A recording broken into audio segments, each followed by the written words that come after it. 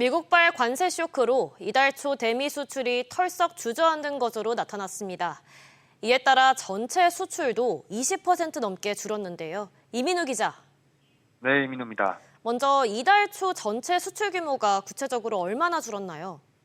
네, 관세청의 이번 달 1일부터 10일까지의 수출입 현황에 따르면 수출은 128억 달러로 지난해 같은 기간보다 24% 가까이 줄었습니다.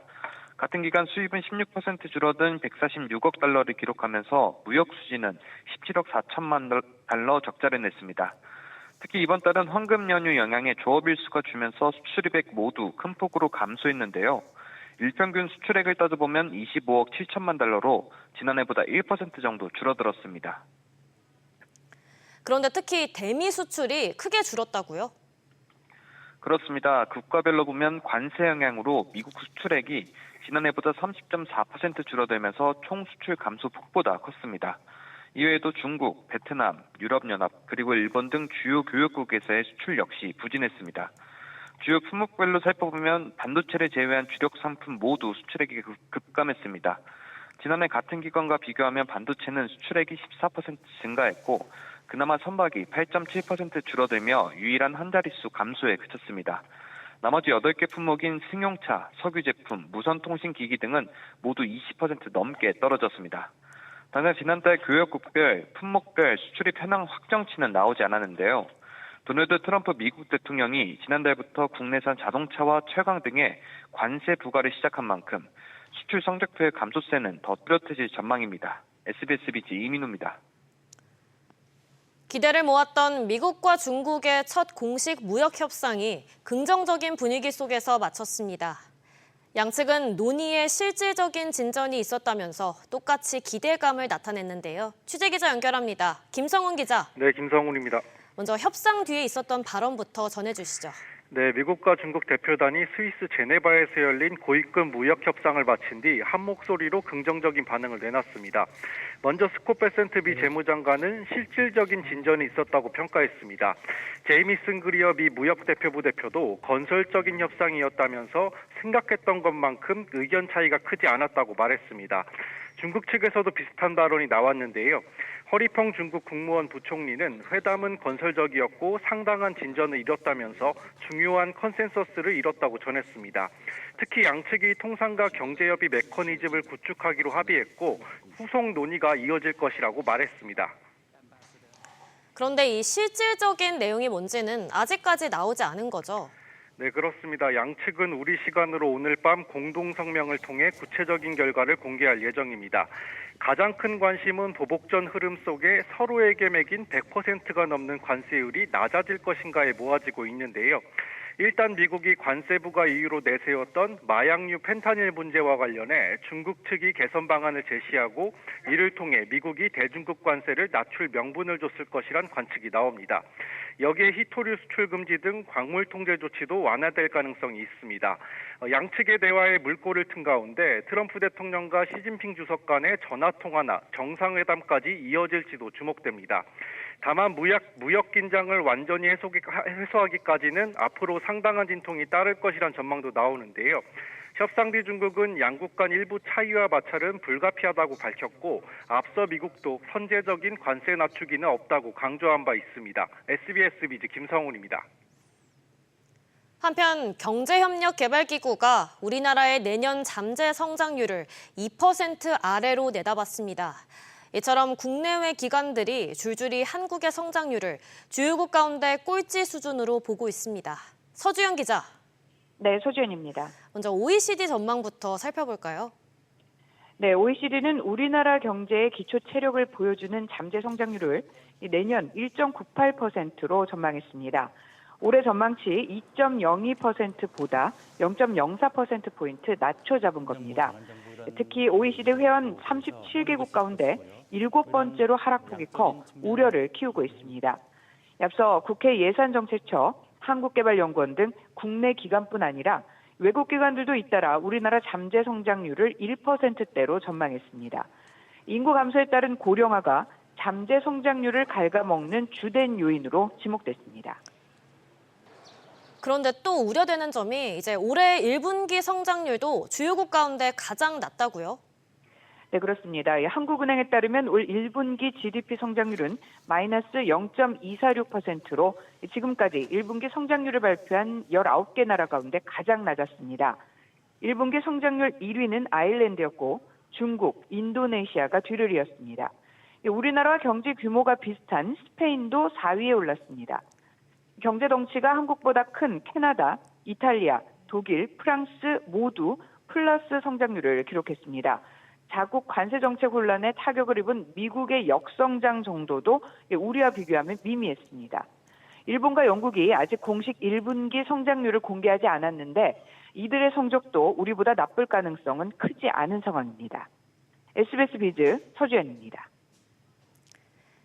SK텔레콤 소식도 짚어보겠습니다. SKT가 유심을 바꾸지 않으면서 개인정보 유출 위험을 최소화하는 유심 재설정 서비스를 오늘부터 도입했습니다. 해킹 사태 이후로 몰린 유심 교체 수요를 분산하면서 효과도 동일하다는 게 회사 측의 설명인데요. 자세히 알아보겠습니다. 김한진 기자. 네, 김한진입니다. 유심을 재설정한다면 결국 포맷을 한다는 건가요? 네, 일종의 부분 포맷이라고 할 수 있는데요. 사용자 식별과 인증정보 일부를 새로운 정보로 바꾸는 방식입니다. 정보가 달라지기 때문에 누군가 기존에 유출된 유심 정보를 확보해서 복제를 시도하더라도 시스템 접속이 차단됩니다. 또 유심을 재설정해도 안에 있는 사용자 저장 정보는 유지되기 때문에 금융인증서 재설정이나 티머니 잔액 환불, 연락처, 문자 내역 등 추가 작업이 필요한 교체 방식보다 편리하다고 SKT 측은 설명했습니다. SKT는 재설정 방식이 유심을 교체하는 것과 같은 효과가 있다면서 외부 전문가가 참여한 기술 검증을 통과했고 현재까지 발견된 부작용도 없다고 강조했습니다. 사용자가 직접 할 수 있을까요? 자체적으로는 안 됩니다. 유심을 교체하는 것과 같이 티월드 매장을 방문해야 하는데요. 매장에 있는 장비를 통해서만 재설정이 가능해서입니다. 또 무작정 방문하면 헛걸음하게 된다는 점도 유의해야 하는데요. 유심 교체를 예약한 가입자가 교체 방문하라는 안내 문자 메시지를 받으면 유심 교체와 재설정 중에서 선택할 수 있는 방식이라 일단은 메시지를 기다려야 합니다. 또 SKT는 유심 재설정을 한 고객이 향후 아예 교체를 원할 경우 1회에 한해 전국 티월드 매장에서 무료로 교체해주기로 했습니다. SKT에 따르면 아직 유심을 교체하지 못한 자녀 예약 고객은 722만 명입니다. SBS 비즈 김한진입니다. 정치권 소식도 살펴보겠습니다. 21대 대통령 선거 공식 선거 운동이 시작됐습니다. 후보들은 조금 전 10대 공약을 내놨는데요. 취재기자 연결해 자세히 알아보겠습니다. 우영준 기자. 네, 우영준입니다. 먼저 기호 1번 이재명 더불어민주당 후보의 1순위 공약은 뭔가요? 네, 이재명 더불어민주당 후보는 첫 번째 공약으로 AI를 꺼내들었습니다. 지난 8일 최태원 대한상의회장 등 경제 5단체장과 간담회 자리에서 차기 정부 과제로 국가 AI 역량 강화를 1순위로 제언했었는데 이를 반영한 것으로 보입니다. 구체적으로 살펴보면 AI 예산 비중을 선진국 수준 이상으로 증액하고 민간 투자 100조 원을 내걸었습니다. 또 AI 고속도로 구축, 고성능 GPU 5만 개 이상 확보와 국가 AI 데이터 클러스터 조성이 포함됐습니다. 소상공인 정책으로는 지역사랑 상품권과 온누리 상품권 발행 규모를 확대해서 상권 르네상스 2.0을 추진하겠다고 밝혔습니다. 또 주 4.5일제를 범정부 차원에서 로드맵을 제시한다는 계획입니다. 또 국민의힘 김문수 후보와 개혁신당 이준석 후보의 공약도 살펴볼까요? 네, 김 후보는 1호 공약으로 기업하기 좋은 나라 일자리 창출을 내걸었습니다. 취임 즉시 한미 정상회담을 개최하고 관세 패키지 협상을 추진합니다. 또 법인세와 상속세 최고 세율 인하 등 세대 정비를 하겠다고 밝혔습니다. 또 노사 합의를 기반으로 주 52시간제 근로시간 개선도 1호 공약에 포함됐습니다. 김 후보 기업 정책은 감세에 초점이 맞춰져 있습니다. 현재 24%인 법인세 최고 세율을 21%로 내리겠다고 밝혔습니다. 부양가족에 대한 소득세 기본공제도 현재 150만 원에서 300만 원으로 2배 확대한다는 방침입니다. 이준석 개혁신당 후보는 대통령 권한을 분산하는 조직 개편을 통해 대통령 힘 빼고 일 잘하는 정부 만들기를 1호 공약으로 제시했습니다. 경제 분야에서는 기업 자율성과 작은 정부를 기반으로 해외로 이전한 국내 기업을 국내로 돌아오게 하겠다고 밝혔습니다. SBS 비즈 우영준입니다. 이처럼 대선 전국이 확정되면서 5월 분양을 계획했던 건설업계도 분양 시기를 미루는 분위기입니다. 일단 정책 불확실성이 해소되면 진행하자는 건데요. 상반기 내내 가뭄이었던 분양과 청약시장 물량들이 하반기에 대거 몰릴 것으로 예상됩니다. 윤지혜 기자. 네, 윤지혜입니다. 통상 5월은 이제 분양 성수기로 간주됐는데 올해는 조기 대선이 진행되면서 평년과 다른 분위기네요. 네, 업계에 따르면 건설사들은 민간 분양 일정을 이르면 대선 직후인 6월 혹은 7월로 조정하고 있습니다. 건설업계 관계자는 이번 달에 진행하기는 어렵고 하반기로 수년했다고 보면 된다고 말했습니다. 오늘부터 21대 대선 공식 선거운동이 시작되면서 대선 후보와 선거 사무원 등은 홍보용 현수막을 게시하는데요. 시행사, 조합, 분양 대행사 등 이해 관계자들 입장에선 민간 분양을 위한 홍보와 마케팅 활동이 이루어져야 하는데 국민 관심이 다시 부동산과 경제로 돌아올 때 진행하자는 겁니다. 사실 올해 상반기 분양 시장이 사실상 개점 휴업 상태였잖아요. 네, 지난해 12월부터 계속된 계엄과 탄핵 등 정치적 이슈와 건설업계 침체 등이 겹쳤는데요. 그러다 보니 수도권 분양 시장이 눈에 띄게 쭈그라들었습니다.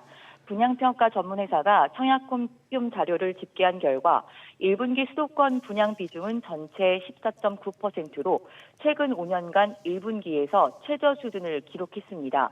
상반기 미뤄졌던 수도권 물량은 하반기 대거 나올 전망인데요. 예컨대 서울 송파구 미성크로바를 재건축하는 잠실 루엘도 5월 분양을 예정했으나 하반기로 잡았고요. 이 밖에 서초구 잠원동, 서초동 재건축 단지들이 예정돼 있습니다. 또 하반기 동작구 노량진 뉴타운에서 일반 분양 공급 계획도 있습니다. 산기 신도시 청약도 있습니다. 7월 남양주 왕숙지구에서 2,177가구 본청약이 진행됩니다. SBS 비준재입니다. 한편 최근 예적금 상품 금리가 빠르게 내려가면서 은행권은 수신 고객 이탈 방지에 힘쓰고 있습니다. 특히 고금리 적금 특판으로 고객 유인에 나서고 있는데 적금 하나 들려면 2명이 은행에 가입해야 하는 상품도 나왔습니다. 최나리 기자. 네, 최나리입니다. 생소한 적금 상품들이 눈에 띄네요. 네, 최근 한시중은행에서는 가정의 달을 맞이해 연 8%의 고금리 특판 상품을 내놨습니다. 세대에서 세대로 마음을 전한다며 이른바 선물 적금처럼 소개되어 있습니다. 우대 조건은 까다롭지 않아 관심이 높은데 막상 가입하려면 시니어 세대가 가입 코드를 발급받아야만 하는 추가 내용이 있습니다. 그런데 가입 코드 발급 조건이 꽤 까다롭습니다.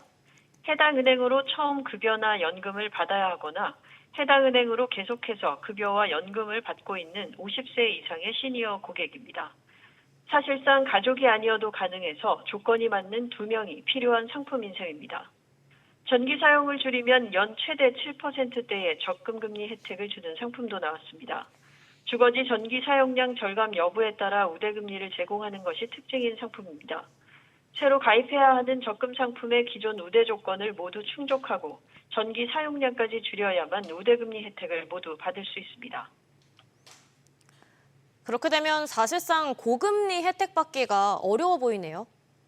네, 기준금리 인하 영향으로 예적금 금리가 떨어지면서 수신 고객 이탈이 우려되자 은행권의 고객 확보 경쟁이 나타나고 있는데요.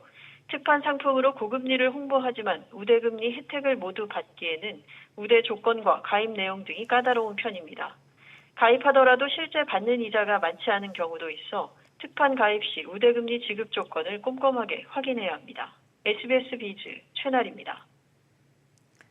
이런 가운데 우리투자증권이 국세청에 고객의 금융소득 자료를 중복 등록한 사실이 드러났습니다. 고객들의 금융소득이 과다하게 등록되면서 금융소득 종합과세 부과 대상자로 잘못 선정된 경우도 발생했습니다. 엄하은 기자. 네, 엄하은입니다. 우리투자증권이 고객의 금융소득 자료를 중복으로 등록했다고요? 그렇습니다. 소득이 중복 계산되면서 일부 고객들이 금융소득 종합과세 대상으로 선정되거나 금융소득이 과다하게 통지된 것으로 드러났습니다. 이자 배당 소득이 연간 2천만 원이 넘으면 금소세 부과 대상으로 선정되는데요. 실제 소득보다 높게 계산되면서 오류가 발생한 겁니다. 우리투자증권은 지난해 귀속 고객의 연간 금융소득 신고 당시 합병정린 지난해 7월 우리종합금융 이름으로 신고했던 소득 자료가 삭제되지 않고 계산됐다고 설명했습니다. 이어 현재 국세청에서 수정 조치 중이며 이달 21일 이후 홈택스 소득신고서 작성 화면상에 정상 금액으로 표시될 예정이라고 말했습니다. 그러면 이미 종합소득을 신고한 경우는 어떻게 하나요? 우리투자증권은 이미 종합소득 신고를 했거나 오는 21일 이전에 할 경우에 우리투자증권 영업전 등을 통해 정확한 금융소득을 확인해야 한다고 당부했습니다. 종소세 신고는 오는 6월 2일까지 가능합니다. 기간 내에 잘못된 내용에 대한 소득 자료를 수정 신고할 수 있는데요. 세금을 이미 납부했더라도 수정 자료를 재신고하면 환급받을 수 있습니다. SBS 비즈 엄하은입니다. 지난해 은행권 금융사고로 온 나라가 떠들썩했는데 올해는 작년보다 더 늘었습니다. 내부 통제 강화 대책이 수차례 나왔지만 현장에서 사고를 막지는 못하고 있는 건데요. 오수영 기자. 네, 오수영입니다. 벌써 상반기밖에 안 됐는데 금융사고가 났다는 뉴스가 이제는 일상화가 된 것 같네요. 그렇습니다. 5대 은행은 올해만 금융사고 총 13건을 공시하면서 피해액은 857억 9,900만 원에 달했습니다. 이 중 하나은행이 5건, 488억 4,500만 원으로 가장 많았습니다. 단일 사고 규모로도 하나은행이 지난달 14일 공시한 외부인 사기에 의한 금융사고 305억 원으로 제일 컸으며 차주사가 부동산 구입을 위한 잔금 대출을 받으려고 은행에 냈던 계약금과 중도금 이체 확인증이 허위였습니다. 농협은행에서도 외부인에 의한 과다대출 사고가 있었는데 대출 상담사가 다세대 주택 감정가를 부풀려서 205억 원의 주택담보대출을 일으켰습니다. 직원의 일탈 사고도 이어졌는데 하나은행에선 직원이 허위 서류를 받고 거래처에 75억 원의 대출을 내줬고 국민은행에선 실제 분양자가 아닌 시행사와 시공사 관계인이 분양을 받은 것으로 꾸며서 장기 미분양 상가를 담보로 46억 원의 부당대출이 나갔습니다. 은행권 금융사고 건수와 피해액은 지난해부터 크게 불어났는데요. 올해는 벌써 13건에 총액은 858억 원으로 피해 누적액이 지난해 총액인 1,774억 원의 절반을 이미 넘어섰습니다. 그런데 은행들이 내부 통제를 강화했다고 하지 않았나요? 네, 맞습니다. 앞서 대출에서 직원들의 재량권이 많이 인정되던 관행이 있었는데 최근 수년 사이에 내부 통제가 강화되고 직원들의 관심도도 높아지면서 과거에 부당하게 취급됐던 대출들이 이제 와서 적발되는 경우가 있다는 게 은행권의 설명입니다. 은행들은 인공지능 기반의 이상거래 탐지 시스템을 고도화하고 위험관리 부문의 임원을 신설하거나 확대하는 등의 대책을 내놓고는 있지만 대응보다 선제적인 통제가 절실하다는 지적이 나옵니다. SBS 비즈 오수영입니다. 한편 한국전력이 동해안부터 동서울까지를 잇는 초고압 직류 송전망, 일명 전기고속도로 구축을 추진 중인 가운데 송전선로가 통과하는 마을 전 구간의 주민 합의가 완료된 것으로 나타났습니다. 반면 동서울 변환소가 위치할 하남시는 아직 반대를 고수하고 있는 입장인데요. 취재기자 연결합니다. 박연신 기자. 네, 박연신입니다.